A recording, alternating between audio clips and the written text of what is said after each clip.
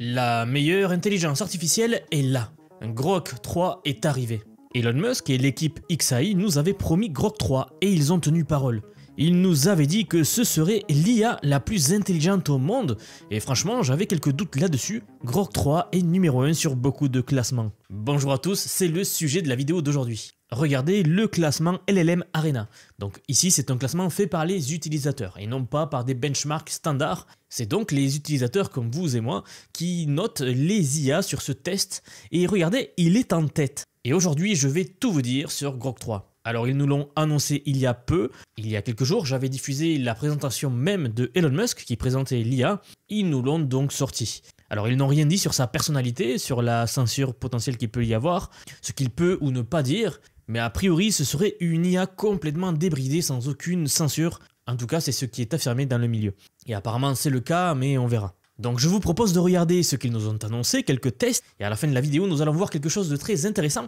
Nous allons voir toute la réaction des plus gros noms de l'IA, car oui, tout le monde a réagi, et certaines prises de parole sont assez surprenantes. Donc tout d'abord, regardez, ils ont lancé plusieurs fonctionnalités que d'autres entreprises avaient déjà lancées, comme par exemple la recherche approfondie, ou autrement connu sous le nom de Deep Research, ça c'est OpenAI qui l'avait lancé il y a peu, même Perplexity avait lancé un outil de Deep Research aussi. C'est donc un agent IA auquel vous allez faire appel pour qu'il aille faire des recherches pour vous sur le web. Il va passer 30 minutes à 1 heure à chercher pour vous sur le web et retourner avec un gros rapport sur le sujet que vous lui avez demandé de rechercher. Et il lance aussi l'utilisation d'autres outils, comme ça peut être la reconnaissance d'images, la création d'images, etc. En fait, tout ce que fait OpenAI déjà. Mais attention, c'est ce que je voulais vous dire et c'est ce qui distingue vraiment Grok des autres IA.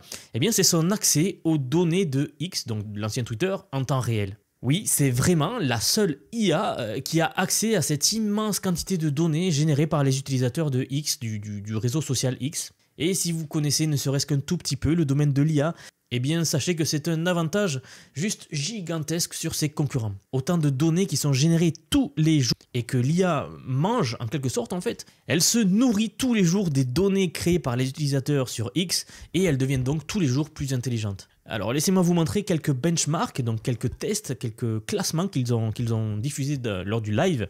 Donc voici un premier graphique qu'ils nous ont montré avec plusieurs tests qu'ils leur ont fait passer. En fait vous voyez maths et mai 2024, sciences, GPQA et coding. Donc tout ça c'est 3 tests différents, 3 benchmarks différents. Ils ont tout mis sur un même graphique pour que vous puissiez voir d'un coup d'œil que en fait Grok 3 est vraiment au-dessus du lot. Par exemple, si on regarde les scores pour le benchmark maths et mai 2024, qui est un test que l'on fait passer à des IA qui est très difficile aujourd'hui, eh bien regardez, Grok 3 est à 52%. Et il est donc très très bon, même si bien sûr ici il le compare avec Gemini 2, DeepSeek, Claude et GPT-4o. Petite parenthèse, vous voyez ici qu'ils n'ont pas inclus O3 ou E1, donc les modèles d'IA de OpenAI, car eux ce sont des modèles qui pensent, donc des modèles qui ont de la réflexion avant de vous répondre, et qui ont des scores tout simplement impressionnants pour ce genre de test qui nécessite du raisonnement, donc des tâches STEM, ici mathématiques par exemple. Donc ça n'aurait pas trop de sens de comparer Grok 3 avec O1 ou O3, mais vous allez voir qu'ils nous ont aussi sorti Grok 3 Thinking, donc qui veut dire Grok 3 raisonnant, et c'est un peu le pendant de ChatGPT O1 et O3. Vous allez donc voir comment ils se positionnent vraiment face à O1 et face à O3 également. Mais avant de voir ça, eh bien en fait on voit que le modèle de base de Grok 3 est vraiment puissant ici, puisque en fait il est meilleur que tous les autres modèles, tout simplement non pensants. Et franchement la différence elle est assez importante quand vous regardez. Ne serait-ce que pour le benchmark coding, vous voyez qu'il est à 57% comparé au deuxième qui est à 40%, qui est ici DeepSeek. Et pour faire ça, ce qui est vraiment très intéressant, et j'y reviendrai dans un instant, c'est qu'ils se sont concentrés sur l'apprentissage par renforcement, uniquement sur les maths et la programmation. Car oui, ce sont les domaines où l'on peut avoir un apprentissage par renforcement avec récompense vérifiable. C'est pour ça qu'ils sont aussi puissants.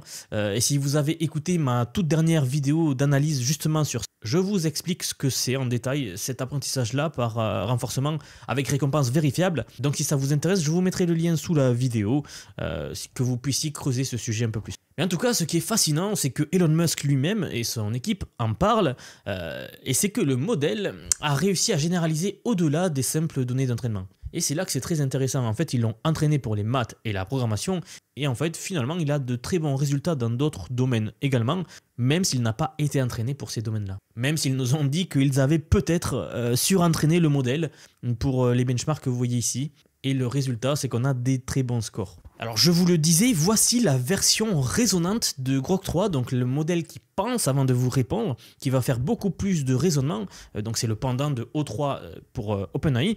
Et bien regardez le résultat, Grok 3 Reasoning Beta est premier sur l'Aimé 2025. Ça c'est un gros feat, c'est une grosse performance, ça, en gros ça veut dire que Grok 3 est vraiment très très bon. Et j'ai vraiment hâte d'y mettre la main pour la programmation ou pour d'autres tâches d'ailleurs. Encore une petite remarque, regardez qu'ici on ne voit apparaître que O3 Mini High, puisque c'est le seul auquel ont accès les gens qui font les tests, puisque je ne sais pas si vous le savez, mais la version complète de O3 que OpenAI a en interne uniquement, a l'air vraiment monstrueuse, et si vous voulez mon avis, je pense que O3 complet en fait est peut-être supérieur à Grok 3 ici Reasoning, mais en fait ça n'a pas vraiment trop d'importance car pareil on va en parler tout à l'heure, mais Grok 3 va bientôt le dépasser à mon avis. Ensuite, voici les classements de LLM Arena, donc ce que je vous disais en introduction. Et regardez, c'est le premier modèle dont le nom de code était Chocolate, qui était une version précoce de Grok 3. Nous avions tous des doutes à l'époque que cela pouvait être Grok 3, mais maintenant c'est officiel, effectivement ce modèle était bien Grok 3. Eh bien regardez, il a dépassé les 1400 de Elo, donc c'est un peu le classement des meilleurs IA, comme vous avez un classement aux échecs qui est également basé sur le même principe, en fait c'est un classement Elo. Et bien ici, Grok 3 est donc premier avec 1402 Elo. Alors pour vous expliquer très rapidement ce que c'est que ce test là, en fait ce sont un petit peu des matchs que se livrent des IA, donc face à face. On va présenter à un utilisateur deux réponses à une question qu'il a, mais sans lui dire quel modèle a répondu. Et il doit choisir sa préférence, donc il va choisir gauche ou droite, sans qu'il sache du tout quel modèle est quel modèle. Et ils vont itérer comme ça énormément de parties. Et c'est pour ça que l'on dit souvent que ce classement, c'est un classement à préférence humaine. C'est parce qu'en fait, ce sont les humains qui vont départager ici quelle est la meilleure IA. Et on peut donc voir que objectivement, Grok 3 arrive premier parmi la meilleure IA. C'est donc l'IA préférée par les gens, ou en tout cas peut-être celle qui berne le mieux les gens, qui sait. Alors ça, c'était un classement un petit peu avant la sortie de Grok 3. ChatGPT 4 vient tout juste de recevoir une mise à jour majeure. Peut-être que vous l'avez déjà constaté, puisque si vous l'utilisez, c'est assez apparent. Mais en gros, ChatGPT est beaucoup plus chaleureux maintenant, beaucoup moins robotique, et il a un peu plus de personnalité. Donc, à voir comment cela se traduit sur le classement Chatbot Arena.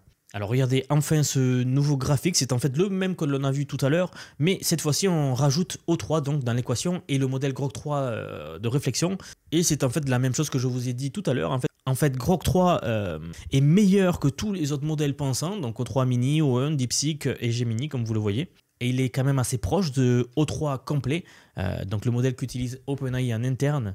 Et franchement, ce graphique-là est assez impressionnant quand vous connaissez l'état de l'art, à quel point O3 complet est puissant. Eh bien, ce que XAI a accompli là est tout simplement stupéfiant en moins d'un an. Car oui, c'est ça le plus impressionnant pour moi, c'est que XAI est arrivé très tard dans la partie, dans l'entraînement de ces modèles-là incroyables. En fait, ils ont réussi à rattraper des modèles de pointe, donc le meilleur modèle ici, O3 complet, en seulement quelques mois, c'est assez incroyable. Et vous allez voir que Elon Musk nous a partagé un graphique qui nous montre la progression et la durée d'entraînement de ces modèles, et vous n'êtes pas au bout de vos surprises. Et d'ailleurs, si vous sentez que l'IA avance à une vitesse dingue et que vous ne voulez pas rester sur le carreau, j'ai quelque chose pour vous. J'ai donc créé une formation ultra accessible qui vous met directement dans le bain. Oui, je vous apprends à utiliser l'IA. Pas de blabla, pas de théorie inutile, c'est pratique, efficace et surtout pas cher. On est déjà plus de 600 dedans et les retours sont assez incroyables, donc merci du soutien. Et voilà, si vous avez toujours voulu comprendre comment utiliser l'IA pour automatiser, créer ou même générer des revenus, ou que vous souhaitiez juste comprendre comment tout fonctionne et rester au jus de l'évolution de cette technologie, peu importe, eh bien c'est le moment. Parce que soyons honnêtes, dans quelques mois, ceux qui maîtrisent l'IA domineront ceux qui ne savent pas comment l'utiliser. Voilà, vous trouverez tous les liens en commentaire épinglés sous la vidéo. Alors ne ratez pas ça, c'est le genre d'opportunité qui n'arrive qu'une fois. Reprenons et laissez-moi vous montrer à quel point c'est incroyable. Voici une publication de l'utilisateur AI for Success qui dit la chose suivante: la croissance de XAI est dingue. Alors Grok 1 Early Access, donc la toute première version en novembre 2023, un modèle pratiquement inutilisable. Grok pour les utilisateurs premium plus de X quelques mois plus tard. Grok 1 open source quelques mois après, Grok 1,5 en mai 2024, Grok 2 en août 2024, Aurora en novembre, et puis Grok 3 en 2025. Et comment est-ce qu'ils ont pu faire ça? Eh bien, premièrement, ils ont un jeu de données que personne d'autre n'a, je vous le disais en introduction. Grok 3 a accès à X, le réseau social qui génère le plus de données tous les jours. Et c'est ça qui fait la différence lors d'un entraînement de modèle. Plus vous lui donnez de données, plus il est facile de l'entraîner et plus il peut progresser vite. C'est le grand défaut des autres entreprises, c'est qu'elles ont du mal à obtenir assez de données pour le rendre encore plus intelligent. Ils se sont donc tournés vers la génération de données synthétiques, c'est-à-dire que ce sont des IA qui vont générer des données elles-mêmes pour pouvoir s'auto-entraîner. Mais rien de mieux que les données générées par qui sont des données qui ont, disons, plus de poids lors de l'apprentissage des IA. Donc ici, XAI, oui, ils ont les mêmes données du web public que tout le monde a. Ils ont également donc les données de X qui représentent une quantité folle de données qui continue de croître chaque jour. Et autre point du succès également, c'est que Elon Musk a parlé de la construction de leur centre de données, donc 100 000 cartes graphiques, 100 000 GPU, qui apparemment est beaucoup plus maintenant, dont j'avais d'ailleurs fait une vidéo qui s'intitulait le Colossus, donc c'est le nom de ce centre de données là, le nom du cerveau de l'IA derrière Grok. Eh bien au début, Elon Musk nous explique qu'il est allé voir les meilleurs ingénieurs au monde pour lui demander de mettre en place ce centre de données là pour connecter donc 100 000 méga ordinateurs entre eux. Et qui lui ont dit ouais ça serait très compliqué, il faut minimum 18 à 24 mois. C'est là où il a dit non, ça va pas être possible, ça ne va pas marcher comme ça. Et il a donc construit lui-même ce centre de données en composant une équipe et en les poussant à fond. Il a donc fait en 6-7 mois ce que tout le monde disait impossible, c'est-à-dire relier tous ces 100 000 processeurs ensemble. Mais ça, nous en parlerons tout à l'heure, vous allez être assez surpris. L'autre truc, c'est que Grok 3 est super rapide. Je pense que c'est quelques centaines de tokens par seconde. Et c'est, je pense, le plus impressionnant pour moi. Si vous avez un compte X payant, eh bien, vous avez probablement déjà accès à Grok 3. Bon, même s'ils ont ouvert l'accès complet et total à leur modèle, je crois pour 40 $, il me semble, par mois. Donc pour avoir un modèle équivalent à celui d'OpenAI où il faut payer 200 $ par mois, ici Elon Musk nous le propose à 40 $ par mois. Oui, le modèle continue de s'améliorer chaque jour. Ces GPU, ces ordinateurs, eh bien, ils continuent à tourner, ils continuent à entraîner le modèle au moment même où nous parlons. Et ils vont donc forcément nous sortir de nouvelles versions et de nouvelles fonctionnalités qui arrivent très bientôt, qu'ils n'ont pas encore annoncées. Mais si vous suivez la chaîne, vous savez qu'il y a eu quelques fuites récemment et que nous attendons tous une grosse fonctionnalité que est censé nous annoncer Elon Musk. Et bien sûr, pour finir cette analyse donc de la présentation, Musk a parlé des agents. Donc oui, les agents IA, des IA qui vont travailler toutes seules et faire plein de tâches pour vous. Les agents Grok arrivent également. Ça, c'était pour le tour rapide de la présentation et je dois vous dire que globalement, eh bien, je suis très impressionné. Je ne m'attendais pas à ce qu'il lance un modèle si bon, avec autant de fonctionnalités différentes, mais je suppose donc que l'expression « ne jamais parier contre Elon dans le domaine de la tech » est vraie. C'est une expression qui s'utilise beaucoup à la Silicon Valley, car en fait, à chaque fois que les gens parient contre Elon Musk, en tout cas dans le domaine de la tech, eh bien, ils se font tout savoir à chaque fois. Maintenant, je dois vous dire que l'équipe de Grok eh bien, n'a pas beaucoup parlé de l'open source, ou pas du tout en fait. Donc je ne sais pas s'ils prévoient de rendre ce modèle open source ou pas, mais dans tous les cas, je suis très impressionné. Ils ont rattrapé leur retard, on a enfin un autre modèle de pointe, une autre incroyable entreprise d'IA, et la vitesse à laquelle tout avance est donc complètement dingue. Et c'est là que je vous propose maintenant de rentrer dans une partie que je vous annonçais en introduction, et c'est de voir la réaction de l'industrie à tout cela, car oui, Grok a beaucoup fait parler de lui. Oui, Grok est définitivement le numéro 1 en termes de classement LLM Arena. Basé donc sur les évaluations humaines, je veux donc vous montrer toutes ces réactions de l'industrie de l'IA. Mais juste 2 minutes, parlons d'abord de la mission de Grok, que je trouve fascinante. On sait que Elon Musk a été grandement inspiré par Le Guide du voyageur galactique. C'est un roman de science-fiction futuriste. Et vous allez voir que les parallèles avec ce super ordinateur, le Colossus, Grok 3, est assez impressionnant. En fait, la mission de XAI, c'est de comprendre l'univers. C'est la mission que se donne l'entreprise lors du développement de cette IA. C'est ce qu'ils ont toujours voulu, c'est comprendre l'univers au travers des IA. En gros, ils veulent savoir si nous sommes seuls dans l'univers, quel est le sens de la vie, comment l'univers se termine-t-il ou comment a-t-il commencé, etc. Ils veulent répondre à ce genre de questions existentielles grâce à l'IA, donc ici grâce à leur projet Grok. Et leur objectif ultime, c'est donc de poursuivre rigoureusement la vérité et être, donc je cite, maximalement honnête. Honnêtement, j'aime bien tout ça, même si on verra si ça se concrétise vraiment dans la pratique. Mais en tout cas, je trouve que c'est une bonne mission à avoir. Et honnêtement, je pense que c'est comme ça que Elon Musk a réussi à pousser l'équipe de XAI pour aller aussi vite et aller aussi fort, c'est qu'il leur a donné un tel objectif ambitieux commun. Et quand vous avez un tel objectif qui dépasse votre propre personne, eh bien forcément ça pousse les gens à agir différemment. C'est d'ailleurs comme ça que Elon Musk a toujours fait pour pousser ses entreprises, et c'est là son génie en fait, c'est qu'il arrive à inspirer les gens. Voilà, ça c'était une petite parenthèse que je trouvais intéressante à vous partager. Bien, donc d'abord je veux vous montrer un exemple de Grok 3 qui crée un jeu ici, et c'est assez impressionnant, regardez. Ça a été partagé par l'utilisateur Chubby, et regardez ça, Grok 3 a recréé le jeu Portal. Alors évidemment, les graphismes sont très simplistes. En un seul coup, l'utilisateur a donné un seul prompt et il a créé tout ce code d'un coup, et c'est vraiment génial. Voilà, l'IA a réussi à tout coder, donc réussi à coder l'IA, donc vous tirez sur un mur, vous obtenez une autre couleur, puis vous traversez une sortie, puis ressortir par l'autre, etc. Il garde la trace de tout cela. C'est franchement très impressionnant pour un seul prompt, sachant qu'il est toujours possible de l'améliorer. Donc une fois que vous avez votre premier code, vous lui demandez d'améliorer ça, etc. Et ça devient très facile de faire tout. Ensuite, l'une des autres choses les plus impressionnantes que l'équipe de Grok a réalisé, et je vous en parlais tout à l'heure, eh bien c'est d'avoir mis en service leur super ordinateur Colossus en si peu de temps. Il a été mis en place en 122 jours avec 100 000 GPU Nvidia H100, donc 10 fois plus que Grok 2. Et c'est un feat complètement incroyable. Aucun ingénieur au monde pensait qu'il réussirait à faire cela en si peu de temps, c'est du jamais vu, ça ne s'est jamais fait. En fait, pour connecter autant de GPU en un seul méga super ordinateur, c'est vraiment pas simple. Là, on parle vraiment d'un accomplissement. Regardez ce centre de données. Et il y a plusieurs choses à noter ici. Premièrement, comme je vous l'ai dit, Elon Musk n'était pas content de ce que lui proposaient la plupart des gros ingénieurs, les grosses boîtes d'entreprises qui proposaient de construire des centres de données. Il s'est donc dit, je vais tout faire moi-même, peu importe. Et donc, premièrement, ils ont dû trouver un bâtiment existant à utiliser. Ils n'avaient pas le temps de construire un nouveau bâtiment, donc il a déjà dû trouver ça.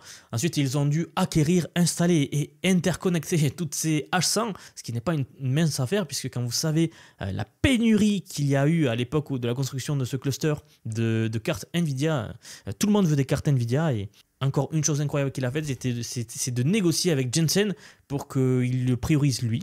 Ensuite, il fallait inventer le système de refroidissement, car toutes ces cartes, ça chauffe énormément, et c'est là le nerf de la guerre pour ces centres. Il a donc dû trouver la méthode pour refroidir. Ici, il est refroidi par eau, donc ils utilisent de l'eau pour refroidir le centre de données, ce qui est assez unique en fait, parce que la plupart des systèmes de cette taille sont normalement refroidis grâce à l'air. Ici, il a choisi la méthode de l'eau. Il a aussi des générateurs électriques externes parce qu'il devait le mettre en route rapidement. Ils n'avaient pas le temps de construire des générateurs sur place.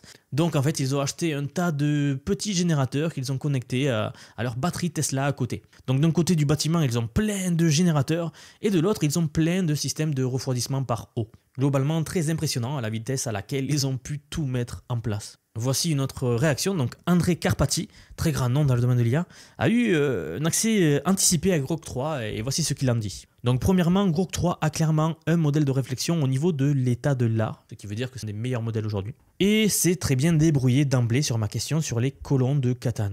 Et là, il explique le problème, mais bon, je vais continuer. Un peu en bas, on peut y lire « Peu de modèles y arrivent de manière fiable ». Les meilleurs modèles Thinking d'OpenAI y arrivent aussi également, mais DeepSeek, Gemini 2.Flash Thinking et Claude n'ont pas pu. Il a résolu quelques grilles de morpion que je lui ai données avec une chaîne de réflexion plutôt propre et bien faite. J'ai également uploadé l'article GPT-2 avec plein de questions simples et de recherche, et ça a super bien marché. Je lui ai ensuite demandé d'estimer le nombre de flops d'entraînement, donc la puissance de calcul nécessaire, pour entraîner GPT-2 sans recherche. Donc il lui a demandé essentiellement d'estimer combien de puissance de calcul il faudrait pour entraîner un ancien modèle qui était sorti par OpenAI. Et il nous dit c'est délicat parce que le nombre de tokens n'est pas explicitement indiqué. Donc il fallait en partie estimer et en partie le calculer. Mettant à l'épreuve à la fois les connaissances et les maths, eh bien, il a eu ça juste. Il continue même en disant « J'ai même demandé de tenter de résoudre l'hypothèse de Riemann. D'autres modèles comme OM Pro, Claude, Gemini, etc. n'essayaient, mais elles abandonnaient juste. Ici, Grok a au moins essayé. » Ce qui est assez marrant d'ailleurs. Il nous dit ensuite que Deep Search est très sympa et qu'il combine ce que OpenAI et Perplexity appellent donc Deep Research. Et etc. Bref, je vous épargne tout le reste du post, mais c'est très intéressant à lire.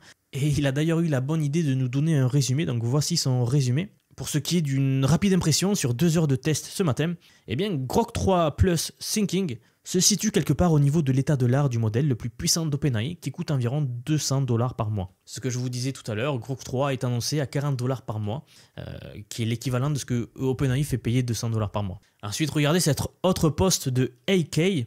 Voici le prompt qu'il lui a donné. J'aimerais faire une simulation P5.js d'une sphère. Composé de nombres en rotation, les nombres les plus proches devraient être blancs, purs, et les plus éloignés devraient s'estomper vers le gris sur un fond noir. Et c'est exactement ce que l'on regarde ici. C'est assez impressionnant à voir, sachant que tout cela a été fait d'un seul coup. Autre post très intéressant pour ceux qui ne le connaissent pas, Planny the Liberator. En gros, c'est un gars qui détourne les prompts pour pouvoir en extraire les prompts système de l'IA. Et le prompt système, c'est en fait ce que vous avez derrière l'IA, c'est-à-dire qu'à chaque fois que vous allez parler à une IA, eh bien, il y aura ce prompt-là que personne ne voit, que l'entreprise derrière l'IA a défini, et qui va diriger le modèle, lui dire comment parler et comment agir. Chacune des IA a ce prompt système caché en arrière que personne ne voit. Et bien cette personne, elle s'amuse à les extraire, en fait, à trouver la manière de savoir quel est le prompt système utilisé. Voici donc le prompt système que XAI ordonne à Grok 3. Tu es Grok 3, construit par XAI. Quand tu peux, tu as ces outils. Tu peux analyser les profils individuels des utilisateurs X, les posts X et leurs liens. Tu peux analyser le contenu uploadé par l'utilisateur, y compris les images, PDF, fichiers texte et plus. Tu peux chercher sur le web et poster sur X pour plus d'informations. Si l'utilisateur semble vouloir une image générée, demande confirmation au lieu de la générer directement. Tu ne peux éditer que les images générées par toi-même dans les tours précédents. Et la date actuelle est le 18 février 2025, donc au moment où l'utilisateur a posté le post. Et ça continue, donc très intéressant ici de voir qu'en fait Grok 3 est intimement connecté à la plateforme X et qu'elle a accès aux données utilisateurs en temps réel. Et c'est peut-être ça qui lui donne un petit peu de sa puissance. Lex Fridman, qui est un grand ami de Elon Musk, pour ceux qui connaissent, qui écoutent ses interviews, eh bien, a apparemment également eu accès anticipé à Grok 3 très tôt. Et il dit « J'ai pu utiliser Grok 3 extensivement en avance. Je suis époustouflé. Modèle très impressionnant, félicitations à Elon et l'équipe pour avoir donné vie. » Et Elon Musk lui-même enchaîne en disant « As-tu essayé le mode voix ?» Voici encore une autre info donc, qui a fuité. Le mode voix n'est pas encore disponible. Et ils ont dit qu'il serait disponible bientôt. Peut-être dans les prochaines semaines, mais en tout cas j'ai hâte d'essayer ça, ça va être super intéressant à voir. J'espère qu'ils vont rendre le mode voix un peu plus sarcastique, parce que je pense que c'est ce que recherchent vraiment les gens lorsqu'ils utilisent Grok. Évidemment, Lex Fridman et Elon Musk sont amis, et Lex ne dit que du bien en général de Elon Musk, donc à voir comment cela se concrétise. Et voici Robert Scold donc, qui a dit la chose suivante. Voici le point clé, la seule chose à laquelle il faut vraiment porter attention en IA, c'est la vitesse d'apprentissage. Et XAI apprend beaucoup plus vite que les autres. C'est vrai, c'est ce que j'ai dit tout à l'heure, car ils ont accès à toute la plateforme de X. Et ils accélèrent de plus en plus vite. Qui dit ça? Le cofondateur de Siri d'Apple, Tom Gruber. Il m'a dit lors d'un dîner il y a 10 ans que c'est la chose la plus importante à surveiller. Et ça continue, il y a eu d'autres infos assez intéressantes, mais je pense qu'on va s'arrêter là, la vidéo commence à être un petit peu longue, donc j'espère avoir pu vous faire un tour le plus complet possible sur Grok 3. Je sais que beaucoup d'entre vous attendaient l'analyse de cette IA là, et je pense que nous ne sommes pas au bout de nos surprises, je pense même que j'en ferai d'autres vidéos, car je pense que d'autres choses vont émerger au fur et à mesure que le temps avance. Donc bien sûr, si ce n'est pas déjà fait et que vous avez apprécié la vidéo, n'hésitez pas à vous abonner pour ne pas louper la suite de ce feuilleton. Et je vous rappelle également que vous trouverez un commentaire épinglé sous la vidéo le lien vers la formation IA. Car comme je l'ai déjà dit, c'est le moment d'apprendre l'IA. Le secteur, l'industrie est en plein boom et je vous recommande vraiment de commencer maintenant à vous former à l'IA. J'ai donc construit la formation en ayant tout cela en tête pour que vous puissiez tout prendre en main très rapidement.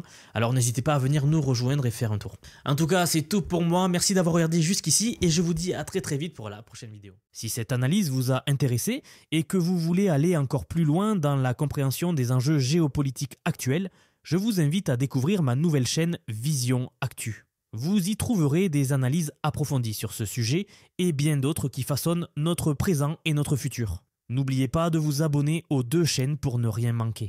À très bientôt pour de nouvelles analyses.